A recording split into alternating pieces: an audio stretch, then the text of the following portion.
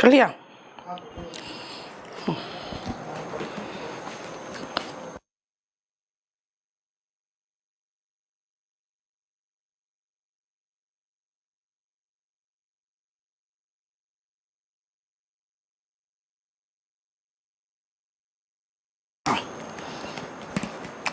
Hello everyone, कैसे हैं आप लोग। आज मैं बैच नंबर 38 का एक वोकैब का डेमो लगाना था, तो मैंने कहा एक काम करती हूँ, मैं आज कुछ नया कराती हूँ। कुछ नया इसलिए कराती हूँ क्योंकि मैं आपको एक छोटी सी चीज़ दिखाना चाहती हूँ। बेटा, हम लोग कितना बढ़िया से आप लोगों के लिए फर्स्ट क्लास तरीके से पढ़ाने के तरीके से मैं लेके आई हूँ।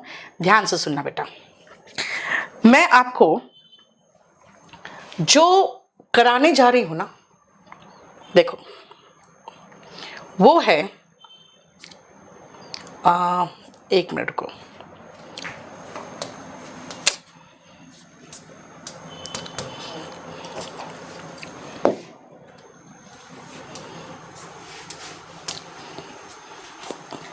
एक मिनट रुकना बेटा, थोड़ा सा फंस गया है बोर्ड, एक मिनट रुक जाओ।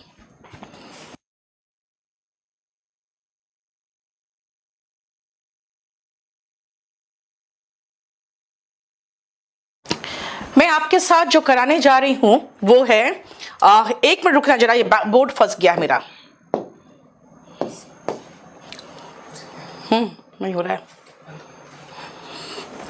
करो। हाँ, थोड़ा बोर्ड फंस गया है। अच्छा, ये बफरिंग भी हो रहा है, बफरिंग भी हो रहा है।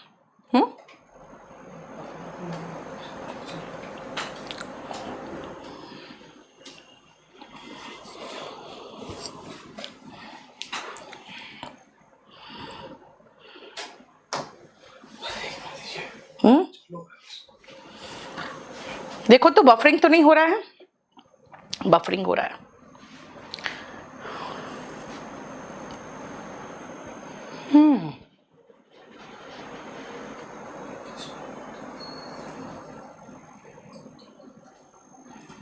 नेट नहीं चल रहा है, कुछ प्रॉब्लम है नेट में। एक मिनट रुकना बेटा, थोड़ा सा रुकना, देखते हैं अभी।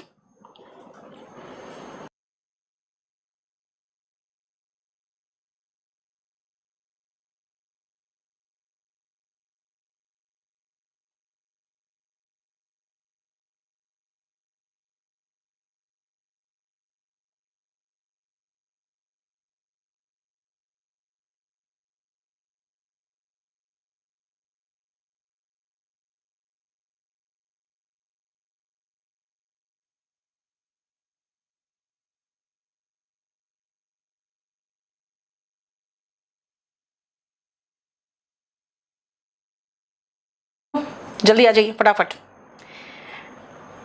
देखो कोई इश्यू नहीं है अब। हाँ, नेट तो नहीं जा रही है।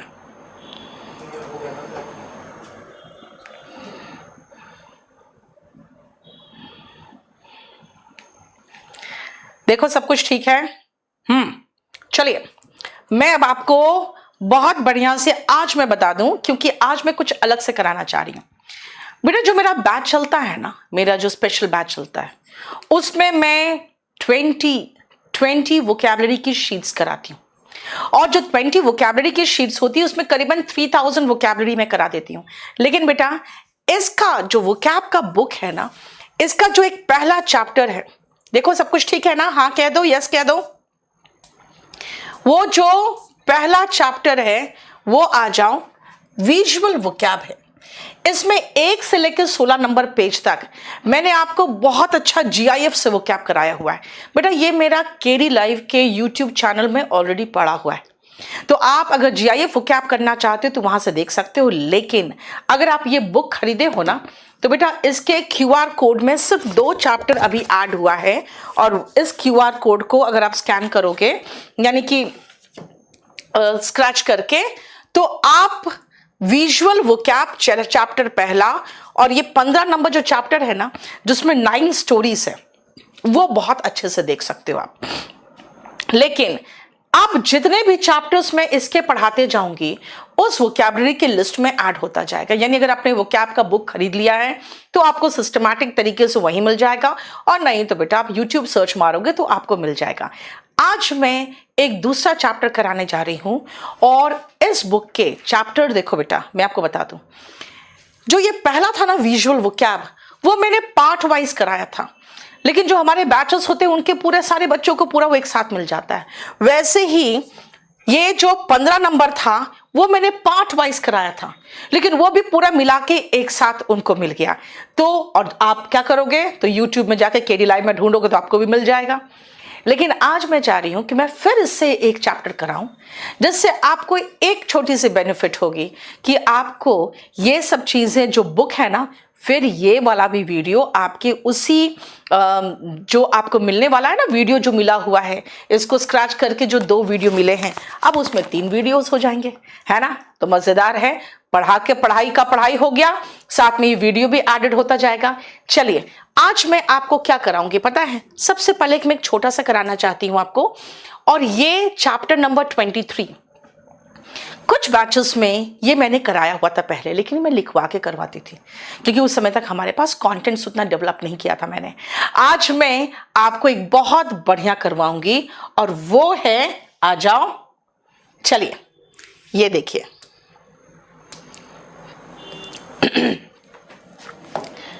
ये मैं आज सबसे पहले आपको कराऊंगी, बहुत ही इंपॉर्टेंट पार्ट है बेटा हर एग्जाम के लिए। मैं आपको छोटी सी बात बता दूं, टीजीटी पीजीटी में भी ये अलग से लिखा हुआ फिगर ऑफ स्पीच, आपके एसएससी में फिगर ऑफ स्पीच आता है, 1 वर्ड सब्स्टिट्यूशन में आता है, और ये सीडीएस में आए हुए क्वेश्चन में से सारे एग्जाम्स में फिगर ऑफ स्पीच आता है। जब आप पार्ट्स ऑफ स्पीच की बात करते हो ना बेटा, जब पार्ट्स ऑफ स्पीच की बात करते हो तो उसमें noun, pronoun, adjective, adverb, conjunction, article, preposition, ये सब है बेटा। देखो थोड़ा सा आज प्रॉब्लम हो गया स्टार्टिंग में, इसीलिए बच्चे थोड़ा सा इधर उधर भटक गए। प्लीज इसको लाइक कर दो और कुछ कमेंट्स कर दो आप, ताकि ये ज्यादा से ज्यादा लोगों तक पहुंच जाए, और चैनल को सब्सक्राइब करके प्लीज शेयर कर दो। I will be really obliged, क्योंकि देखो ये बेटा न्यू चैनल है, और मैंने ये न्यू चैनल बहुत प्यार से बनाया सिर्फ इसीलिए कि मैं इसमें सिर्फ और सिर्फ इंग्लिश रखूंगी, और मैं पूरी कोशिश करती हूँ रोज आने का। कल नहीं आ पाई थी, थोड़ी सी तबीयत ठीक नहीं लग रही थी, कल बहुत अफसोस हुआ मुझे रात में।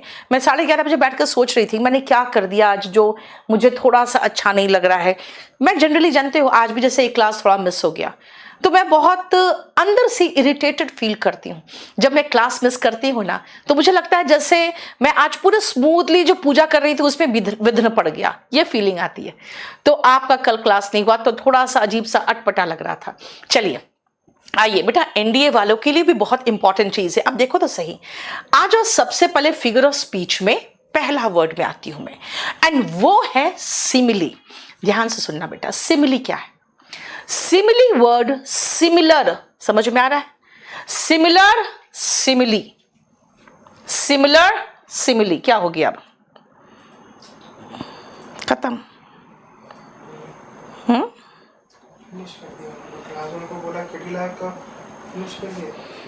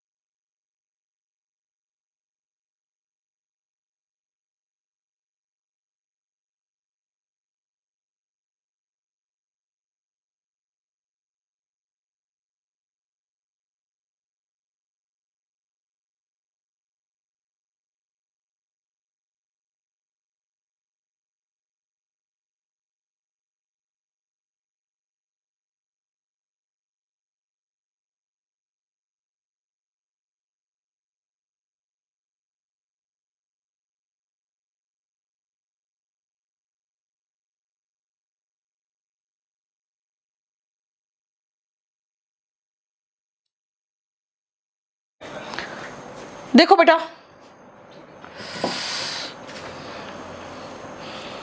आई एम सो सॉरी, कुछ ना प्रॉब्लम हो ही रहा है आज।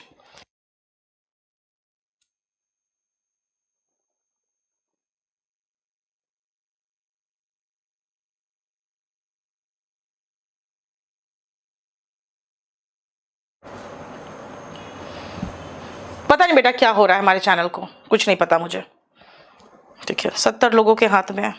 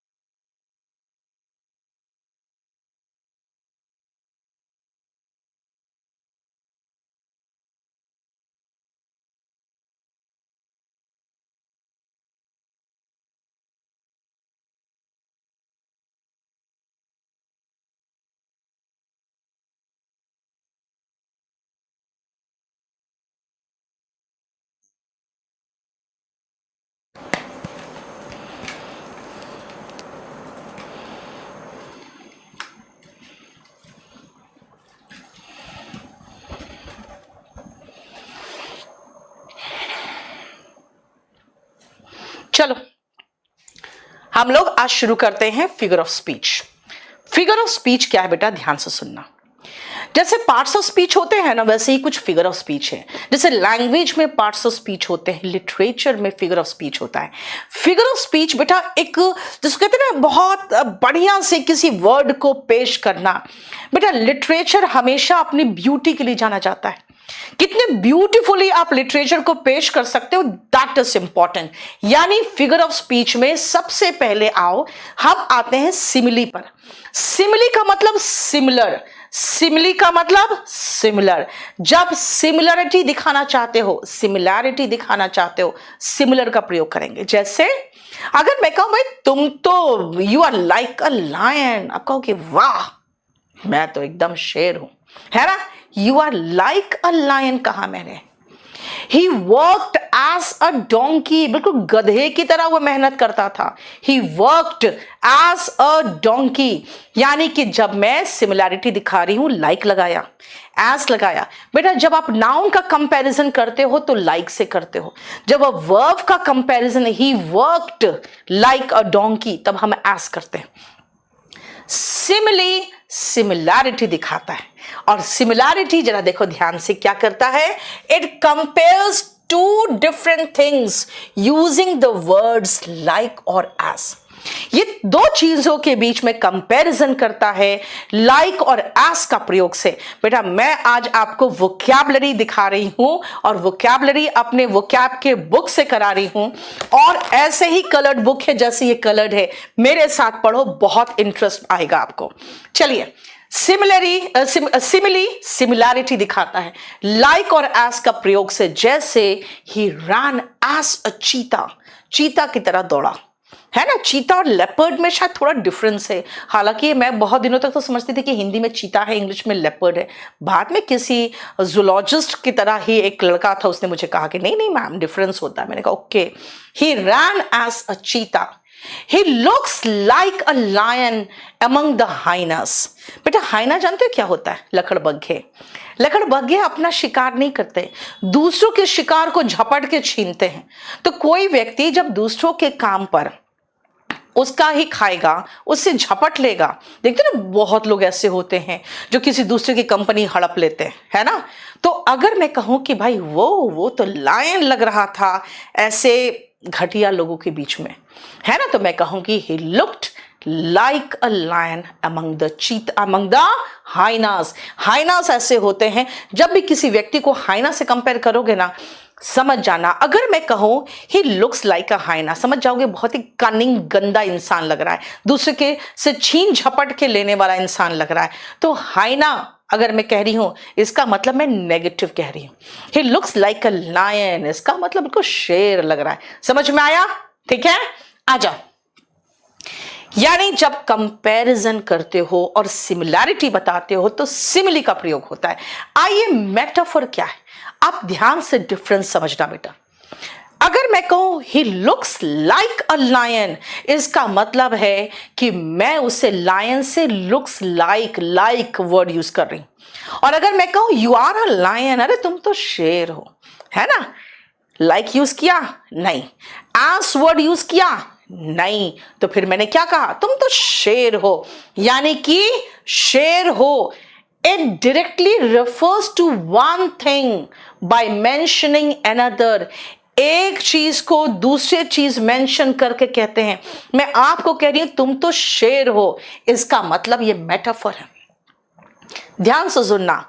जैसे मान लो कभी कोई आप बहुत मुसीबत में हो, ठीक है, कभी किसी काम में बहुत मुसीबत में हो और कोई आपकी सहायता कर दे, आपको कैसा फील होता है? लगता है जैसे धूप, एकदम तपती धूप में किसी ने बारिश कर दी है। नहीं, उसके दो मीठे बोल सुन के क्या लगता है कि जैसे तपती धूप में दो बारिश की बूंदें आ गई है। नहीं, देखो, his help was a shower of rain on A hot summer afternoon. Hot summer afternoon में उसका जो हेल्प था, it was a shower of rain. देखो, मैंने लाइक वर्ड यूज किया? बिल्कुल नहीं। एस वर्ड यूज किया? बिल्कुल नहीं। लेकिन कंपैरिजन कर दिया। कहते हैं laughter is the music of the soul. मतलब जब आप हंसते हो, आपकी जो हंसी की खनखनाहट होती है वो क्या है? जैसे लगता है दिल से कोई म्यूजिक निकला, है ना। लाफ्टर का कंपैरिजन क्या कर रहा है? आत्मा के संगीत से। जब आप बहुत खुश होते हो तो गाना गाते हो, तो कहते हैं जब हमारा दिल बहुत खुश होता है तो हम हंसते हैं। तो लाफ्टर, हंसी क्या है? शावर, ये म्यूजिक ऑफ द सोल है। बताओ,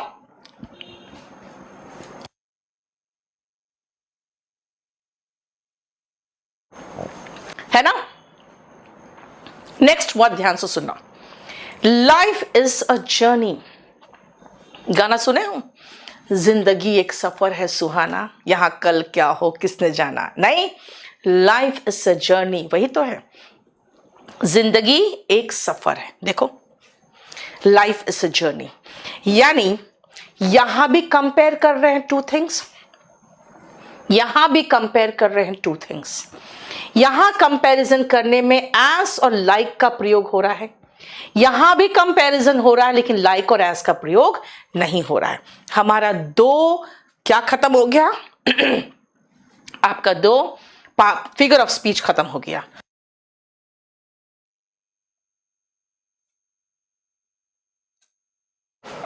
गेम चेंजर आप मुझे व्हाट्सएप करो बेटा, ठीक है बेटा। अगर आपका फी जितना शो हो रहा है उसमें KD50 डालोगे कोड ना, तो फीस आपका वही होगा जो मैंने आपको बताया हुआ है, ठीक है। आओ नेक्स्ट सुनो। पर्सोनिफिकेशन क्या होता है? ध्यान से देखना बेटा। पर्सोनिफाई का मतलब बेटा पर्सन बना देना। पर्सन का मतलब यानी इंसान। तो जब आप इंसान के रूप में किसी को पेश कर दो, किसको बेटा? नॉन लिविंग को। पर्सोनिफिकेशन में हम इंसान ही नहीं, जानवर के रूप में भी पेश कर सकते हैं। यानी मोटा मोटी बता दूं मैं आपको, इसका मतलब है कि कोई भी नॉन लिविंग को एक लिविंग का गुण दिखा दूं, जिसमें यानी नॉन लिविंग निर्जीव वस्तु में एक जीवित का गुण दिख जाए। देखो ध्यान से। It is a figure of speech in which a non-living thing is described to look like a person. एक non-living thing एक person के रूप में describe हो जाता है। non-living thing living thing के रूप में describe हो गया। जैसे the wind howled, हू करके CR बोलता है ना। नहीं, तो विंड वैसे ही बोला। अब हाउल का मीनिंग देखोगे तो बेटा जो CR बोलता है ना, हू करके रात में देखते ना आवाज जो होती है, वो हाउल होता है। विंड कैसे हाउल करेगा? है ना, विंड कोई जीवित चीज थोड़ी जो हाउल करेगा, लेकिन बिल्कुल हाउल वर्ड यूज होगा यहां पे, क्योंकि वैसे ही आवाज निकल रही थी विंड की। In the night and lightning danced across the sky. अब भाई डांस नहीं करती लाइटनिंग, जो बिजली है वो कैसे नाचेगी? कहोगे मैम ऐसे ऐसे चली गई। तो नाचना मतलब भाई लड़की नाच सकती है, लड़का नाच सकता है, बिजली कैसे नाचेगा? ठीक है। नॉन लिविंग में किसका गुण दिखाया? एक जानवर का और एक इंसान का। इसी को कहते हैं पर्सोनिफिकेशन। पर्सोनिफिकेशन का मतलब होता है जब हम नॉन लिविंग में लिविंग का गुण दिखाते हैं। तो ठीक है, आ जाओ नेक्स्ट। एट 7 AM, सुबह 7 बजे, माई अलार्म क्लॉक येल्स। येल्स मतलब चिल्लाना। अब भाई अलार्म क्लॉक येल थोड़ी करता है, चिल्लाता थोड़ी है भाई। उसकी जो अलार्म क्लॉक की आवाज होती है ना, ऐसा लगता है जैसे कोई चीख रहा है सामने आपके, है ना, वही देखो। And orders me to get out of bed, मुझे ऑर्डर देता है निकलो बाहर बेड से। दिस मीन्स वॉट, मतलब अलार्म बेल तो ऑर्डर नहीं दे सकता, लेकिन वर्ड यूज हो रहा है। क्यों यूज हो रहा है? द रीजन इज हम उसे एक लिविंग थिंग की तरह दिखा रहे हैं। जैसे मम्मी आके ऑर्डर देती है ना, अलार्म क्लॉक अब ऑर्डर देता है हमें उठने के लिए, नहीं। Fear gripped the world as the virus played havoc। जब वायरस ने बिल्कुल पूरे दुनिया में तांडव किया ना, प्ले हैवॉक का मतलब होता है ना आतंक मचाना। एक एक वर्ड ध्यान से सुनना बेटा, प्ले हैवॉक का मतलब होता है आतंक मचाना। जब वायरस ने हैवॉक प्ले किया ना, तो क्या हुआ? फियर ने पूरे दुनिया को अपने चंगुल में ले लिया। कोविड में यही हुआ था ना, पूरे दुनिया में लॉकडाउन। कभी देखा था ऐसा हुआ था? कभी नहीं ना। तो फियर, डर पूरे दुनिया को अपने गिरफ्त में ले लिया जब जो वायरस था उसने पूरा आतंक मचाया। तो देखो ध्यान से, fear gripped, virus played havoc. आपको नहीं लग रहा है जैसे दोनों जीवित की बात करें, एक तांडव मचाया, पूरा आतंक मचाया और पूरे डर ने सबको अपने कब्जे में ले लिया। बताओ कोई प्रॉब्लम? समझ में आ रहा है? कैसे तैयारी करें बेटा? सबसे पहले वॉल्यूम 1 से शुरू करो, ग्रामर और वोकैबुलरी यहीं से शुरू कर दो। जो मैंने आपको 2 वीडियो दिए हैं ना, पहले वो देखना, ठीक है? इसी के आगे जो 2 वीडियो लगा है वो देखना शुरू करना, और शुरुआत से शुरू करो। क्योंकि जानते हो क्या है, शुरुआत से आपको खुद महसूस होगा कि मैंने करीबन 73 नंबर पेज तक सिर्फ और सिर्फ, पहला 16 पेज हटा दो तो सिर्फ और सिर्फ आपको रूट से बनाया है। तो जितना ज्यादा रूट है ना बेटा, रूट से पढ़ो, अच्छा रहेगा, ठीक है? और शुरू से अगर करना है, जो कहोगे मैम एकदम हिंदी मीडियम के कुछ भी नहीं आता है, तो बेटा स्पोकन से शुरू करो, ठीक है? उसके बाद वॉल्यूम 1 लेना। क्लास नोट्स आपको एकदम फिनिशिंग लेवल पे पहुंचाएगा। आओ चलो वापस चलो। लव इज ब्लाइंड, कहोगे मैडम ये अब समझ में आया कि आप पर्सोनिफिकेशन क्या बोल रहे हैं। नहीं, कहते ना प्यार अंधा होता है। बेटा अंधा तो जानवर और इंसान ही होगा, है ना, प्यार अंधा थोड़ी होगा। लेकिन कहोगे हाँ बिल्कुल सही कह रहे हो, यानी पर्सोनिफिकेशन का परफेक्ट एग्जाम्पल नहीं है लव इज ब्लाइंड। देखो, experience is the best teacher. Mummy मना करती है, पापा मना करते हैं, बेटा कोई गलत काम मत करना, कोई गलत काम नहीं करना, समझते हो? नहीं। और जब मुसीबत में फंसते हो काम करके, फिर कहते हो ना कान पकड़े अब कभी ऐसा काम नहीं करेंगे, कहते हो ना, इसका मतलब जो आप एक्सपीरियंस करते हो वही तो सबसे अच्छा है ना, वही बेस्ट टीचर है। Experience is your best teacher, बिल्कुल सही है। सबसे अच्छा टीचर एक्सपीरियंस है, वही सिखाता है सबसे अच्छा। A lie has no leg, झूठ के पांव नहीं होते। आप कहोगे लेग वर्ड तो हम यूज करते हैं इंसान या जानवर के लिए, भाई इंसान और जानवर के तो पैर हो सकते हैं। बेटा a lie has no leg का मतलब ही हो गया कि झूठ के पांव नहीं होते हैं। तो पांव शब्द बता रहा है कि भाई हमने लेग का पर्सोनिफिकेशन किया है। यानी आप सब देखो खुद, हाउल मतलब जैसे वू आवाज करके जानवर बोलता है ना, डांस इंसान ही कर सकता है, लेकिन यहाँ पे विंड और लाइटनिंग हाउल कर रहा हो, डांस कर रहा है, इसका मतलब है कि आपने निर्जीव का मानवीयकरण कर दिया, है ना? क्लियर? बोलो कोई प्रॉब्लम? भगविंदर सिंह, बेटा सब कुछ सब जगह करवाएंगे, इतना ढेर सारा है, थोड़ा बहुत इधर उधर करा देते हैं, वरना बाकी सब तो वोकैबुलरी का पूरा। देखो बेटा एक चीज है, मुझसे इतना उम्मीद मत करना, ये पूरा वोकैबुलरी तो मैं अभी नहीं करा पाऊंगी, ठीक है? इसमें से कुछ कुछ करवा रही हूं ताकि आपको पढ़ने में आसानी हो, समझो कैसे पढ़ना है। देखो एलिट्रेशन, अब मैं एलिट्रेशन का एक बढ़िया सा एग्जाम्पल दूं, आप समझ जाओगे कहां से लाई हूं मैं। हिंदी से सुने हो, चुन्नू की चाचा ने चुन्नू की चाची को, है ना, चांदनी चौक में चांदनी के चम्मच से चटनी चटाई, है ना? इसमें बीच में एक और डालते हैं चांदनी रात में, नहीं, हाँ क्या किया उसमें, सब में च च च च वर्ड लगाया। क्यों? क्योंकि आसपास में जो लेटर्स वर्ड्स होते हैं उनका जो पहला लेटर होता है ना, अगर आप उसको सेम रखोगे तो एक रिदम में साउंड करेगा, वही तो है एलिट्रेशन। इन इट टू और मोर नेबरिंग वर्ड्स यानी आसपास के शब्द have the same consonant sound, है ना। देखो clear.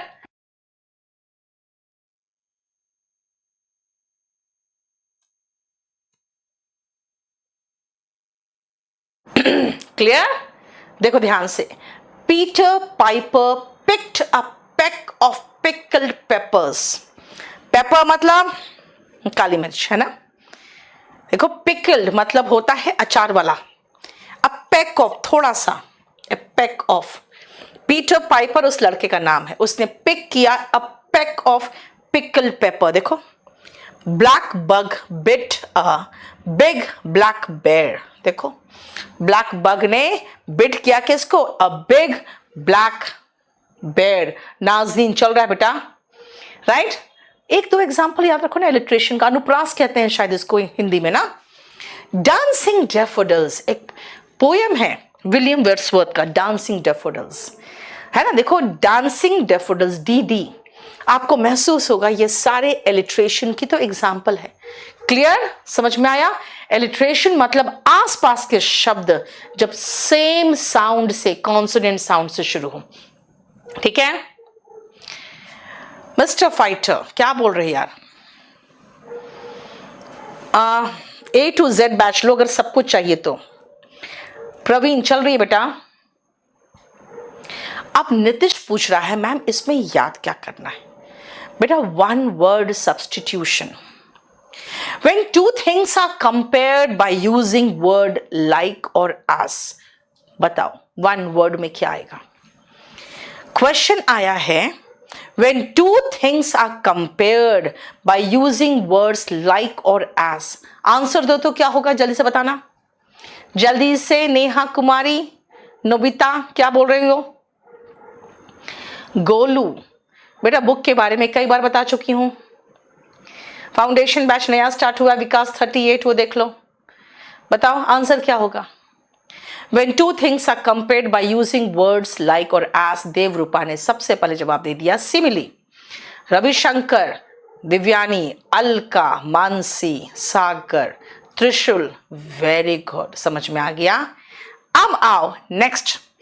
When two words are compared without using like or as, when two words are compared, when two things are compared, when two situations are compared without using like or as, बोलो question पूछा था अभी किसी ने कि ma'am question कैसे आएगा? When two things are compared without using like or as, जल्दी जल्दी बोलो तो फटाफट। Without using, metaphor, गौरव, देवरूपा, वेरी गुड गौरव, संजय, मानसी, आ गया समझ में। अब पर्सोनिफिकेशन की बात अगर मैं कहूं, when a non-living thing is portrayed as a living thing, when the qualities of non-living things, when the qualities of a living things, qualities of a living thing is portrayed in a non-living thing, the qualities of a living thing यानी एक living thing की quality non-living thing में दर्शाई जाए तो personification, right? When the words, the adjacent words, आसपास के शब्द, when the adjacent words start with the same letter, alliteration. When the adjacent words start with the same letter, the adjacent words मतलब आसपास के शब्द sound with the same letter. बेटा जहां पे alliteration लिखा है ना, वहां पे एक वर्ड लिखा हुआ है neighboring, आप चाहो तो neighboring के बदले में एक और लगा सकते हो adjacent word. adjacent का मतलब भी होता है वही neighboring यानी पड़ोसी, आसपास के। समझ में आया? When the adjacent words start with the same letter, alliteration, ठीक है। अब आते हैं हाइपरबले। हाइपरबले, ध्यान से सुनना बेटा, हाइपरबले को हाइपरबोल भी बोलते हैं कुछ लोग, है ना, लेकिन इसका प्रोनाउंसिएशन हाइपरबोल नहीं है, हाइपरबले है। लेकिन आप ऐसे याद रख सकते हो, हाइपरबोल, हाइपरबोल, ज्यादा ही कुछ नहीं बोल दिया आपने, ये होता है। हाइपर मतलब ज्यादा, बोल मतलब बोल, ऐसे याद रख सकते हो। हाइपरबले क्या है? व्हेन एग्जैजरेशन, बेटा एग्जैजरेशन होता है बढ़ा चढ़ाकर, एग्जैजरेशन का मतलब होता है बढ़ा चढ़ाकर, यानी कुछ ज्यादा ही बढ़ा चढ़ाकर किसी बात को बताई जा रही है, ठीक है। महेंद्र, बेटा स्पोकन बैच मेरा वीओडी आ रहा है, अब मैं उसको लाइव नहीं करा रही हूं अभी, क्योंकि उसको लाइव कराने का मतलब फिर से 6 महीना पढ़ाना पड़ता है उसको, और 6 महीना पढ़ाने का मतलब बीच में कोई एक नया बैच लाना बहुत मुश्किल हो जाता है। चलो अब सुनो बेटा, हाइपरबले मतलब बढ़ा चढ़ा के, मतलब कैसे, ध्यान से देखो कितना बढ़ा चढ़ा के मैं बात करूंगी। I am so hungry that I can eat a horse. अरे भाई क्या बोल रहे हो, मैं इतनी भूखी हूं कि मैं पूरा का पूरा हॉर्स खा सकती हूं। भाई कोई नहीं खा सकता, लेकिन मैं क्या करना चाह रही हूं कि भाई बहुत भूख लगी है, बहुत भूख लगी है। बोलने का तरीका क्या है, मैं इतनी भूखी हूं, I am so hungry that I can eat even a horse, एक घोड़ा तक खा जाऊंगी मैं, है ना। अब देखो, पिन ड्रॉप साइलेंस, क्लास में सुनते हो टीचर भौंकती रहती है, चिल्लाती रहती है, नहीं मैं भी बहुत चिल्लाती थी, I just want pin drop silence in my class. कहोगे भाई पिन ड्रॉप साइलेंस का मतलब ही समझते हो कि इतनी शांति आपको चाहिए कि एक पिन भी गिरे तो आवाज हो। अरे भाई पंखे की आवाज है ना, बहुत सारी चीजें बाहर भी चल रही है, उसकी भी आवाज आती रहती है। पिन ड्रॉप साइलेंस कहां से सुनाई, कहां से मिल जाएगा आपको, लेकिन ठीक है हाइपरबले है। पिन ड्रॉप साइलेंस का मतलब होता है कि बिल्कुल एकदम शांति चाहिए, एकदम चुप। देवरूपा ने लिखा है चाइना, बेटा चाइना वाले तो कोरोना वायरस थोड़ा सा बड़ा होता है ना, उसको भी खा लेते हैं, वो तो कुछ भी खा लेते हैं, है ना। नेक्स्ट आओ, $1,000,000 स्माइल। कभी कभी आप किसी की स्माइल को देख के एकदम फिदा हो जाते हो, कहते हैं यार $1,000,000 स्माइल है। अरे भैया स्माइल को $1,000,000 से कंपेयर कर रहे हो तुम, कुछ ज्यादा नहीं हो गया? ठीक है भाई, तुम्हारा दिल किसी पर आ गया, इसका मतलब थोड़ी है कि उसका स्माइल को भी $1,000,000 से कंपेयर करोगे, लेकिन होता है ना। प्यार में तो पता नहीं आप क्या क्या बोलते हो, चांद तारे तोड़ के लाने की बात करते हो, सब हाइपरबले है ना, कुछ ज्यादा ही दिखा रहे हो। क्यों? मैं तुमसे इतना प्यार करता हूं कि मैं तुम्हारे लिए चांद तारे तोड़ के ला सकता हूं। भैया चांद तक तो पहुंच नहीं पाते हो, तारे तोड़ के लाने की बात करते हो, है ना। पूरे के पूरे कंट्री मिलके चांद तक पहुंचना मुश्किल होता है आपको, राइट। तो ये क्या है, हाइपरबले ही तो है, नहीं। कभी कभी कुछ लड़की बहुत पतली हो, क्लास में कहते हैं यार वो कितनी पतली है, नहीं एकदम सिगरेट की तरह। अरे वो एक टूथपिक की तरह पतली है। बेटा उतना पतली कोई नहीं होती टूथपिक, टूथपिक तो नहीं होता कोई, है ना, जैसे दांत साफ करते हो। लेकिन आप जब बताना चाहते हो कि भैया बहुत दुबली पतली है, तो कहते इतनी पतली है ना कि बस वो टूथपिक होता है ना उसके जैसा, कुछ ज्यादा नहीं हो गया। हाँ एग्जैजरेशन तो करते ही हो, आप लोग नहीं करते हो। मैं तुमसे इतना प्यार करता हूं, मैं चांद तारे तोड़ के ला सकता हूं। हाँ नासा तो ला ही नहीं पाया, तू लाएगा। हाँ नौटंकी, जरा बताओ।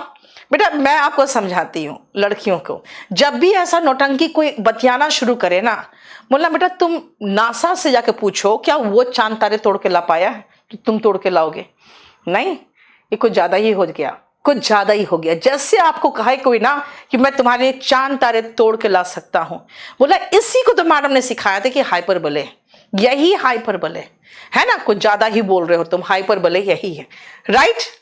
अब आओ ओनोमैटोपिया। बेटा एक तो स्पेलिंग याद रखना, दूसरा जितने लोग टीजीटी पीजीटी करते हैं, आप एक पैडागॉजी भी पढ़ते हो ना। हाँ पैडागॉजी में ही एक पढ़ते हो कि भाई भाषा का विकास कहां से हुआ है। तो एक थ्योरी है जिसको कहते हैं ओनोमैटोपिक थ्योरी। ओनोमैटोपिक थ्योरी कहता है कि भैया भाषा का एक काफी अच्छा खासा शब्द उस साउंड से बना है जो साउंड वो प्रोड्यूस करता है, जैसे मक्खियों का बज, सांप का हिस, है ना, बूम, बैंग, पॉप नहीं, स्प्लैश, पानी में जब गिरते तो कैसा आवाज करता है, वैसी स्प्लैश। तो ये सारे वर्ड्स क्या है, ये सारे ओनोमैटोपिया में आते हैं।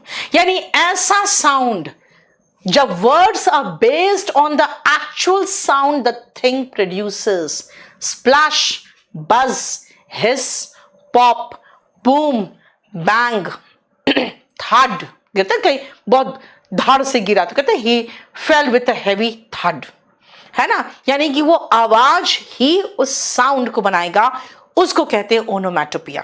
देखो नहीं, अभिषेक ने कहा है मैम आप बूढ़ी हो गई हो। अभिषेक यादव, आपसे सिर्फ 4 साल बड़ी हूं, मैं बूढ़ी कैसे हो गई जरा बताना। यस, देखो एक ने कहा छपाक, शॉर्ट्स, बिल्कुल सही, छपाक, है ना। तो छपाक भी तो हिंदी का देखो वर्ड है। हाँ, पीडीएफ में अभी थोड़ी देर में आपको नीतू सिंह वोकैब में डाल दूंगी, ठीक है। नीतू सिंह वोकैब में इसका पीडीएफ डाल दूंगी अभी थोड़ी देर में। चटाक, यस अमित, बिल्कुल हिंदी का देखो ओनोमैटोपिया ही बता रहा है ना। यस, हाँ भाई 4 साल ही तो पढ़ी हूँ, तुम लोग से और कितनी पढ़ी हूँ, नहीं। हाँ, यस, पटाक, यस। आदित्य तुम तो कुछ ज्यादा ही बोल दिए। चलो नेक्स्ट आओ, पैराडॉक्स। बेटा पैराडॉक्स होते हैं विरोधाभास, जब एक दूसरे के विरुद्ध हो। यानी आपको 2 ऐसी चीजें बोली जा रही है जो आपको लगे यार ये कुछ एक दूसरे के एंटी नहीं जा रहे हैं। ध्यान से देखो कैसे। You earn money by spending it.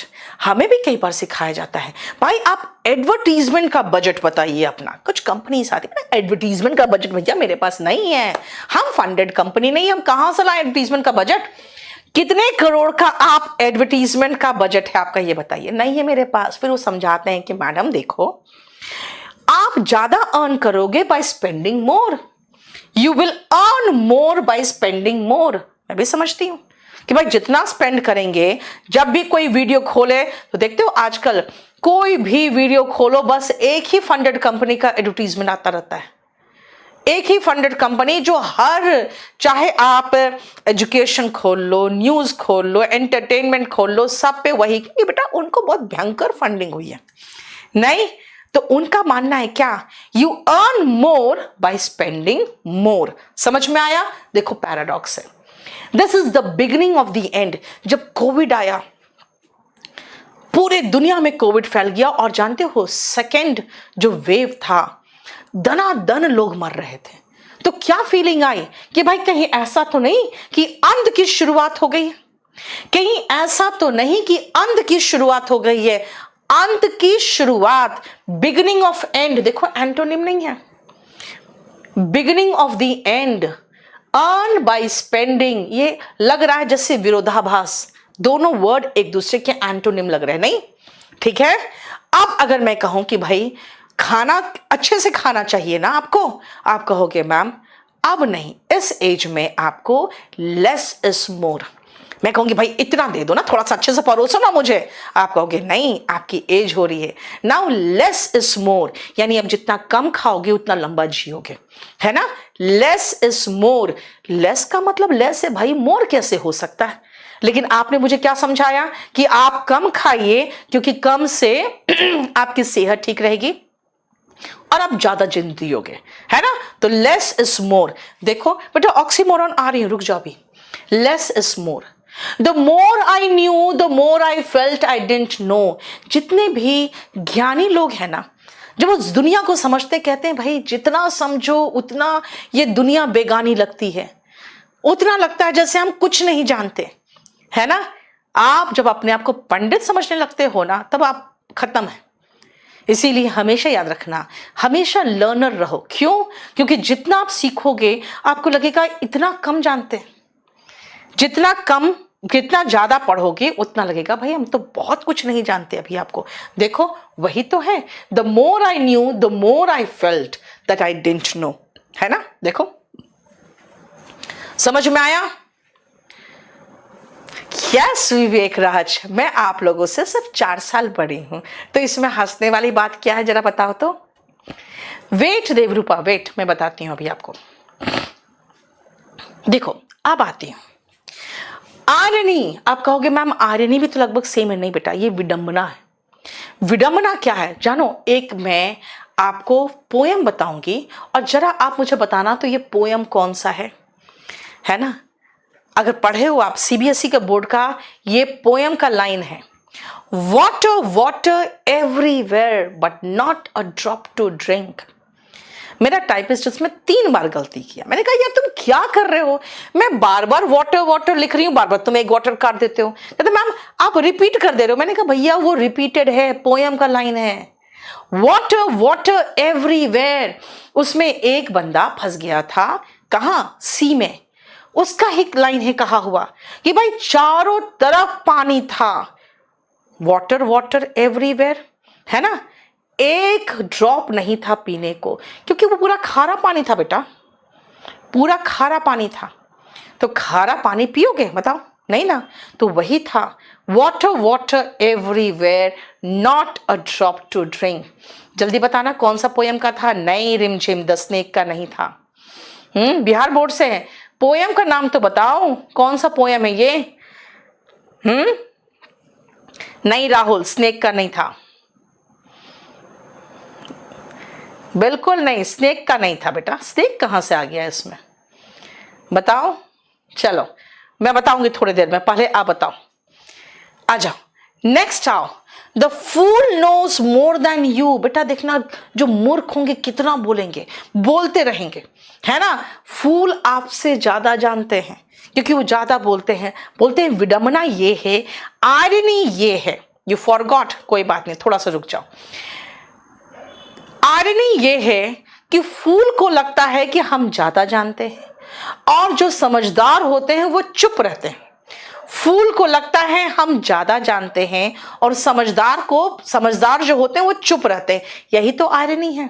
Irony क्या है? फूल ज्यादा समझदार बनने की कोशिश करते हैं, और जो समझदार है वो चुप रहते हैं। देखो तो जरा last example.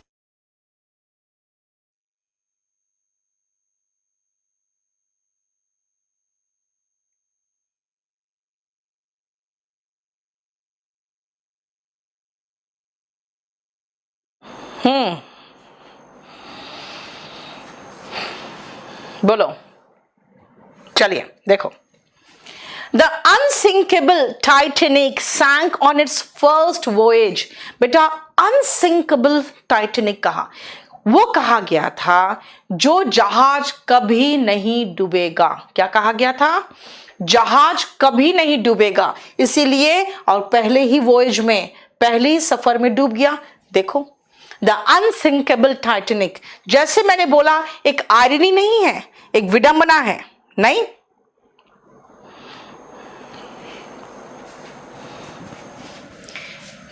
Yes, the rime of the ancient marines, वो पोयम का नाम था, ठीक है ना? मेरिनर है, मेरिनर होना चाहिए था। The rime of the ancient mariner.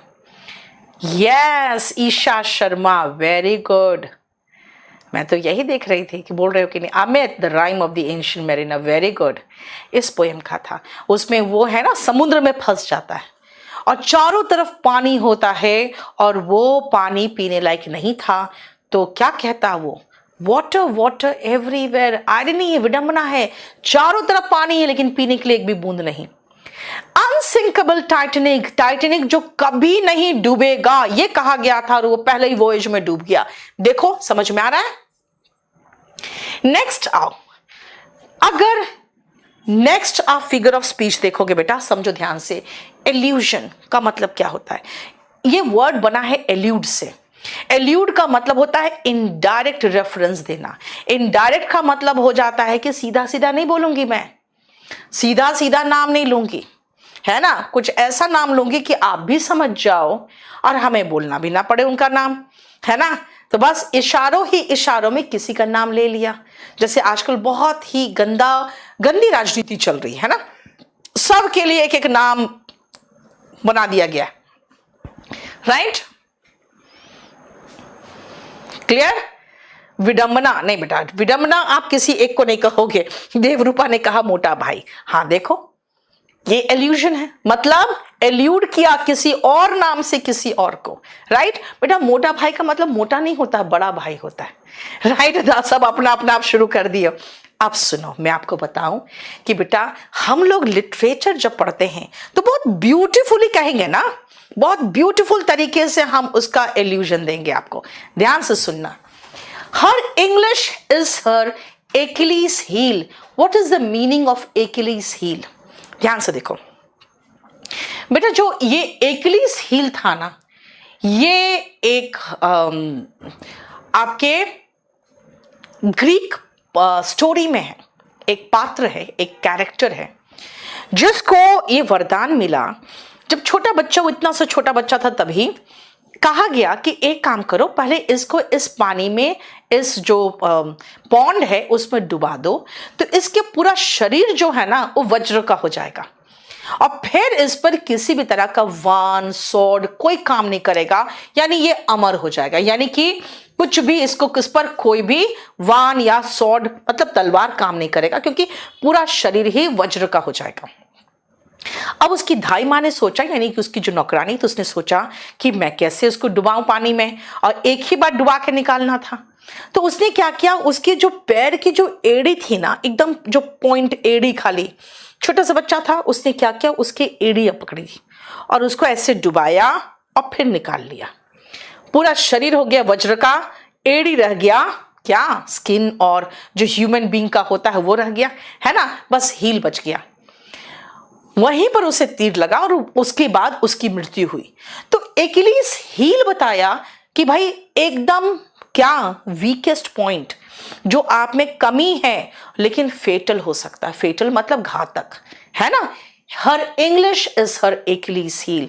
इसका मतलब हुआ कि इंग्लिश उसकी जो है वही एकिलीज हील है उसकी। समझ में आया? देखो, क्लियर? चलो, yes, weak but fatal weakness, small but fatal weakness, Anika ने बिल्कुल सही कहा।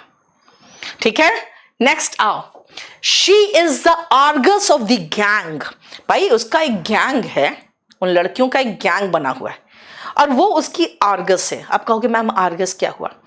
बेटा आर्गस आइड करके एक ईडियम भी है। आर्गस नाम का एक राक्षस था, उसके 80 जोड़े आंखें थी, 80 पेयर्स ऑफ आईज। तो जब उसे नींद आता था तो एक जोड़ी आंखें बंद करके वो सो जाता था और 79 जोड़ी आंखों से फिर क्या करता था, वो चौकसी करता था, निगरानी रखता था। तो इसीलिए आपके मोहल्ले की जो आंटियां हैं बेटा, वो आपके मोहल्ले की आर्गस है। आप कह सकते हो माई आंटी, है ना, the aunties of my colony are the Argus of our colony, है ना। There are certain Argus in every colony. कुछ आप हर कॉलोनी में आर्गस दिखेगा। आर्गस कौन है? वही जो एकदम चौकसी करते रहती है, देखते रहती कौन आया कौन गया, ये किसके साथ था, कल इसको कौन छोड़ने आया था, ये किसके पीछे आज बैठ के आई है। नहीं, यस, 80 पेयर ऑफ आईज था। अब बताओ, अब मुझे एक बात बताओ, अगर मैं आपको ये कहानी नहीं सुनाऊं तो आपको समझ में आएगा ये क्या कर रही हूं मैं? बेटा वही तो एलिट्रेशन है, एल्यूजन है। एल्यूजन का मतलब हुआ जब मैं आपको एक एग्जाम्पल, कहानी में का कोई पात्र है उससे कंपेयर कर रही हूं किसी को, तो पहले कहानी पता होगा तब ना। we had an Einstein in our country। बेटा हमारे देश में बहुत अच्छे जैसे रामानुजन, है ना। हम अगर कहें कि भाई Ramanujan we had an Einstein in our country, इसका मतलब मैं उनका कंपैरिजन कर रही हूं आइंस्टीन से, हमने उनका कदर नहीं किया। We had an Einstein, इसका मतलब है कि हम आइंस्टीन की वैल्यू जानते हैं, हम जानते हैं ये कौन थे, ये कितने महान साइंटिस्ट थे हम जानते हैं, और उसके बाद हम किसी की कंपैरिजन उससे कर रहे हैं। तो we had an Einstein, देखो, he met his Waterloo।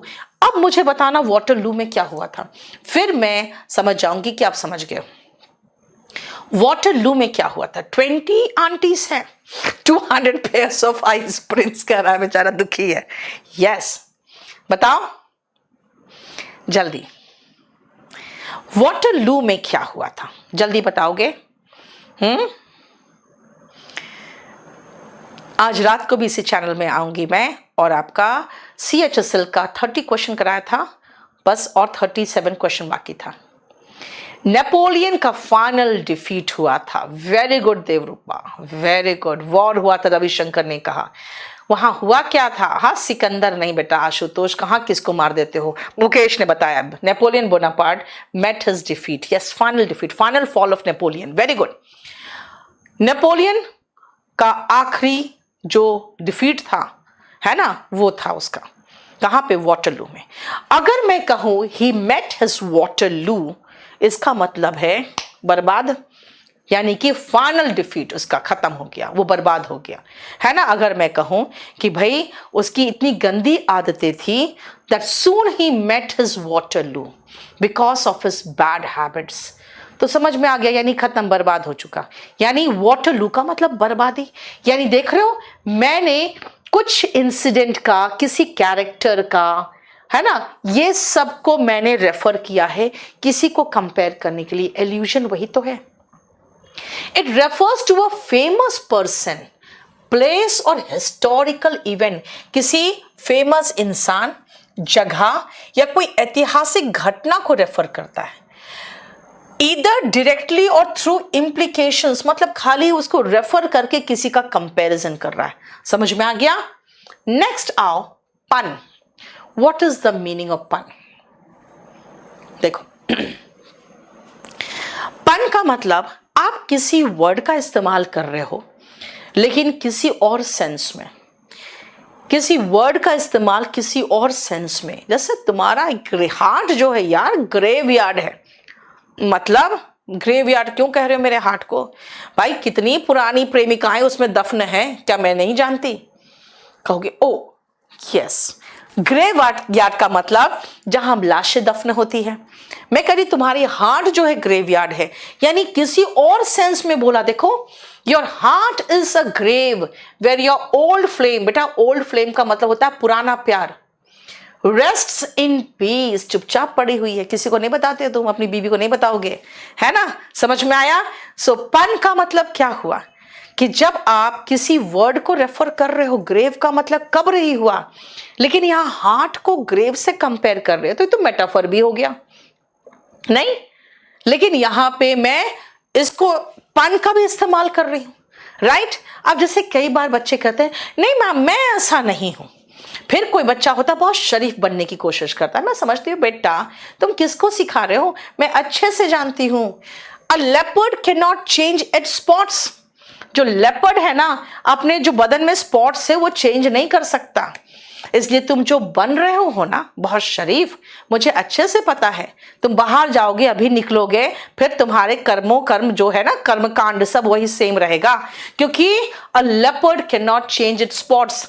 जब मैंने कहा कि भाई लेपर्ड अपना स्पॉट्स चेंज नहीं कर सकता, इसका मतलब तुम पुरानी आदतें नहीं छोड़ोगे, वो रहेगी। यानी एक मैं कटाक्ष कर रही हूं। देखो, अ पिक्चर टेल्स 1,000 वर्ड्स। देखो, 1,000 वर्ड्स, भाई पिक्चर 1,000 वर्ड्स बोलता नहीं है, लेकिन पिक्चर देखकर आपको सारी चीजें बहुत सिलसिलेवार तरीके से याद हो जाती है, नहीं, बहुत अच्छे सिलसिलेवार तरीके से याद हो जाती है आपको। इसका मतलब है कि एक पिक्चर में बहुत सारी चीजें आपको याद हो जाती है। यानी 1000 वर्ड लिखने के बदले में, देखते हो आपके हिस्ट्री के टीचर्स जो बहुत अच्छा पढ़ाते हो क्या करते हैं, बहुत अच्छे से आपको बस चार्ट बना के दे देंगे, बस सब याद हो जाता है एक ही चार्ट में। बहुत सारा डिफरेंट पेजेस याद करने से बदले में एक ही चार्ट में पूरा याद हो जाता है। वही तो है, a picture tells 1,000 word. A bicycle can not stand at it is two tired.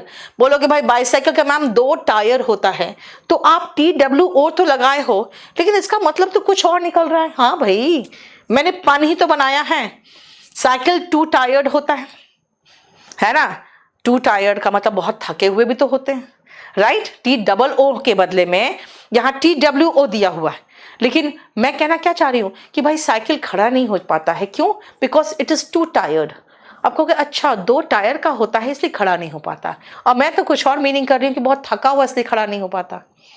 यानी कुछ बात में कुछ और बात छिपा के मैं बोल रही हूं, ठीक है? क्लियर? बताओ कोई प्रॉब्लम? ये आपका पेज नंबर 286 में बेटा, आप कह रहे हो किस पेज में है? आपकी वोकैबुलरी बुक जो नया बनाया है ना, उसमें पेज नंबर 286 में, ठीक है? क्लियर? बोलो, कोई प्रॉब्लम?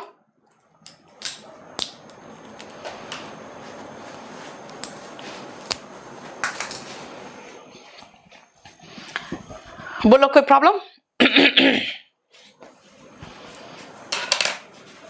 टू टायर, समझ में आ रहा है ना? बाउंस कर रहा है ऊपर से बेटा। बात क्या है कि ये थोड़ा सा समझने की बात है, ये थोड़ी सी समझने की बात है। चलो नेक्स्ट आओ, ऑक्सीमोरॉन नहीं, यूफेमिज्म। यूफेमिज्म ध्यान से सुनना, मैं आपको हिंदी में समझाती हूं, पहले अच्छे से समझ में आएगा। मैं कहूंगी अच्छा वो तो 1 महीना पहले मर गया। कहोगे मैम कितने बदतमीजी से बोल रहे हो आप। मैंने क्या कहा? अच्छा वो तो 1 महीना पहले मर गया। कहोगे अच्छा नहीं लगा सुन के, 1 महीना पहले मर गया।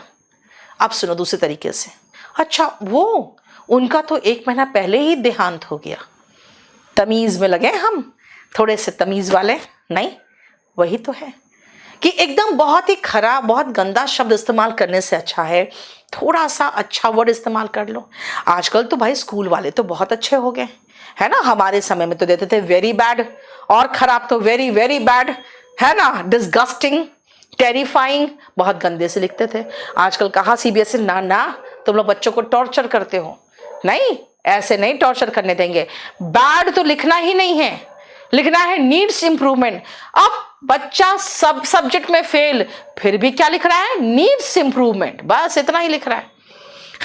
मतलब यूफेमिज्म का इस्तेमाल, है ना? यूफेमिज्म का मतलब हो गया जहां पे तमीज से थोड़ा सा सॉफ्ट वर्ड, शालीन तरीके से थोड़ा सा सॉफ्ट वर्ड इस्तेमाल करो। जैसे he passed away instead of he died. कहेंगे वो सेकेंड हैंड कार खरीदा हुआ है। अब सेकेंड हैंड कार बेचारा इतनी मुश्किल से कार खरीदा, सेकेंड हैंड ही चाहिए, लेकिन थोड़ा सा तमीज से बोल दो ना, तो क्या कहोगे? It was a pre owned car, पहले से ही ओन किया था किसी ने, यानी पहले से ही उस पर किसी का मालिकाना हक था। यानी instead of it was a second hand car.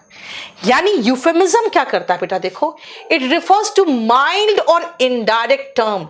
Mild मतलब थोड़ा सा सॉफ्ट, इनडायरेक्ट तरीके से ऐसा वर्ड यूज करता है that often substitutes a harsh और ऑफेंसिव टर्म। थोड़ा हार्श नहीं अच्छा लगता। जैसे जानते हो, बहुत अच्छा एक शब्द है, कहते हैं ना शी इज प्रेग्नेंट। कहते हैं इतना ये कैसे, शी इज प्रेग्नेंट, बोलो she is in the family way. थोड़ा सॉफ्ट लगा, है ना? She is in the family way, right?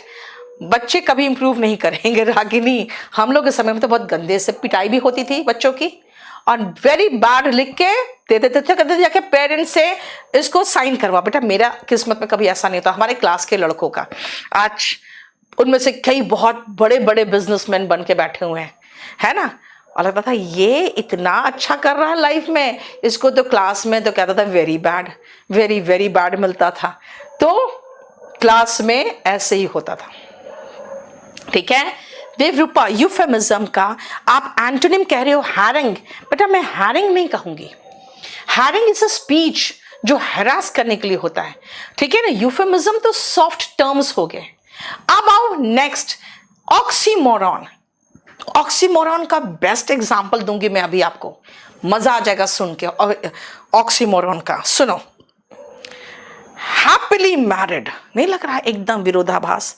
Happily और मैरिड पॉसिबल है क्या? कुछ लोग कहते हैं हैप्पीली मैरिड ऑक्सीमोरॉन है, वरना ऑक्सीमोरॉन क्या है ध्यान से सुनना। दो अपोजिट मीनिंग वाले वर्ड्स एक साथ इस्तेमाल हो उसको ऑक्सीमोरॉन कहते हैं। अपोजिट मीनिंग वाले वर्ड, यहां पे बेटा अपोजिट मीनिंग है। वहां पे क्या था? लेस इज मोर का मतलब था कि एक दूसरे की विरोधाभास है, लेकिन मिलके उसका मीनिंग कुछ अच्छा निकल रहा है। जैसे मैंने कहा कि भाई इस उम्र में मैम आपको कम खाना चाहिए, उससे आप ज्यादा जियोगे, लेस इज मोर। हालांकि मैं तो आपसे सिर्फ 4 साल बड़ी हूं, है ना। अब आओ सुनो ध्यान से, ऑक्सीमोरॉन क्या है।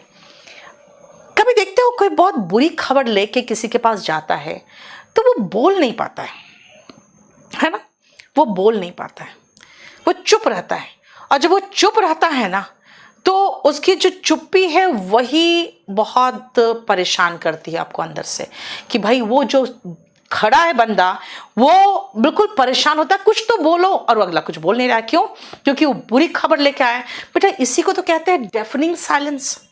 डेफ मतलब होता है बिल्कुल बहरा कर देने वाला, और साइलेंस का मतलब चुप्पी, एकदम शांति। तो अब बताओ, डेफनिंग तो नॉइज होता है, कान फोड़ू तो नॉइज होगा ना, कहते हैं ना डेफनिंग म्यूजिक, कान फोड़ू म्यूजिक। बेटा कान फोड़ू यहां पे म्यूजिक नहीं है, साइलेंस है। यानी ऑक्सीमोरॉन का मतलब हुआ दो चीजें जो बिल्कुल अपोजिट है एक साथ इस्तेमाल हुआ। हाँ बताओ।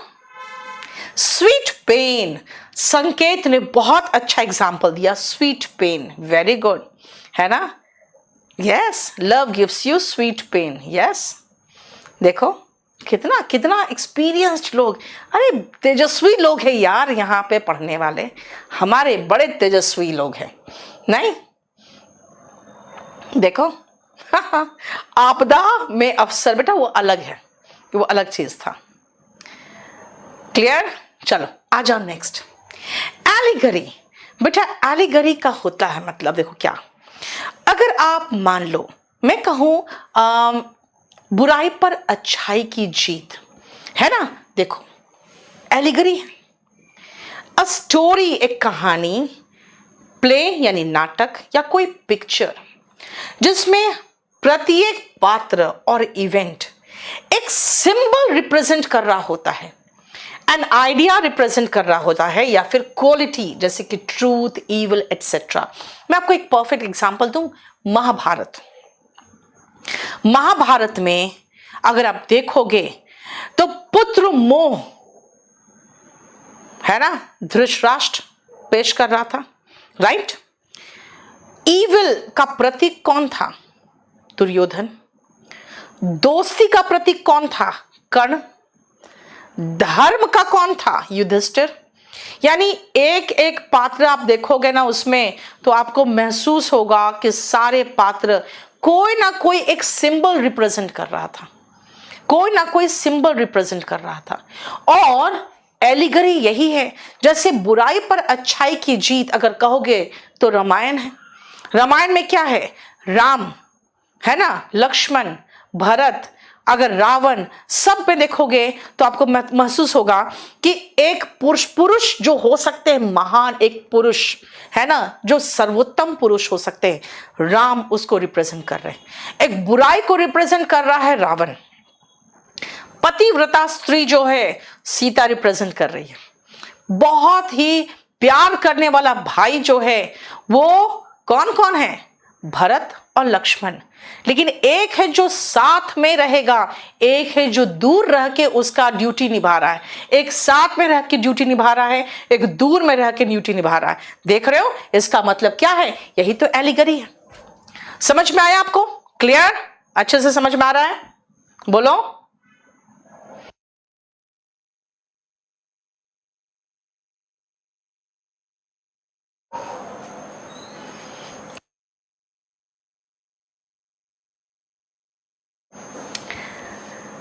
चलो समझ में आ गया बेटा। हम लोगों ने क्या किया जानते हो? हमने आज फिगर ऑफ स्पीच पढ़ाया आपको, और फिगर ऑफ स्पीच बेटा सब एग्जाम्पल्स में ज़रूरी है। अभी थोड़ी देर में ये ऐप में भी लोड हो जाएगा, और ये सिर्फ ये वाला पोर्शन मैं अभी थोड़ी देर में नीतू सिंह वोकैब में लोड कर दूंगी, और इसके साथ में आज के क्लास का भी लिंक लोड कर दूंगी ताकि आप देखो इसको, जो मैंने आपको सिखाया है। बहुत बढ़िया पोर्शन था ये। मेरा नेक्स्ट क्लास आपके दिन पर ही होगा, और इसका जो डेमो है 38 का बेटा, अब डेमो खत्म, अब ये सिर्फ ऐप में चलेगा। और याद रखना जब आप ऐप में पढ़ोगे तो मैं आपको एक चीज सजेस्ट करूंगी बेटा, सब लोग याद रखना, जब आप पढ़ते हो ना, हमारे यहाँ पे बिल्कुल कंप्लीटली एकदम पारदर्शी तरीके से पढ़ाया जाता है।